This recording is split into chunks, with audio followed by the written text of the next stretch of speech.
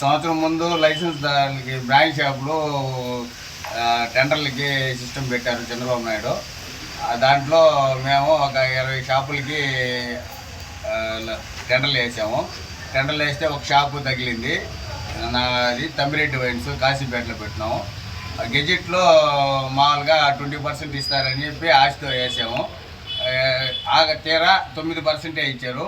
9% ఇచ్చిన తర్వాత లైసెన్స్ ఫీజులు కూడా కట్టలేదని మొరబెట్టుకుంటే 14% చేశారు. ఇప్పుడు గెజిట్లో పర్మనెంట్ రూమ్కి ఎక్కడ చూపించలేదు గెజిట్లో కట్టమని. ఇప్పుడు ఎక్సైజ్లో పర్మనెంట్ రూమ్ కట్టుకోమని చెప్పి ఒత్తిడి చేస్తున్నారు.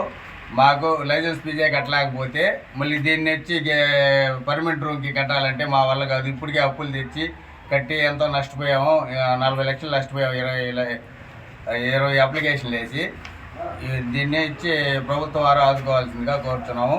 9 షాపులు వెంగళీలో 9 షాపులకు సంబంధించి తాళాలు హ్యాండ్ఓవర్ చేద్దామని వచ్చాము. అన్ని 9 తాళాలు 9 షాపులు ఎక్సైజ్ హ్యాండ్ఓవర్ చేద్దాం అనుకుంటే స్టేషన్లో అధికారులు ఎవరు అందుబాటులో లేరు. మేము ఇప్పుడు దాకా అయితే ఏడా అప్పులు తెచ్చి లైసెన్స్ ఫీజులు కట్టున్నాము.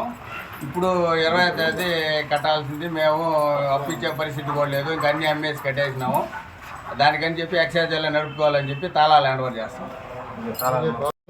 అక్టోబర్ 14వ తారీఖున గవర్నమెంట్ వారు టెండర్లు పిలిచారు.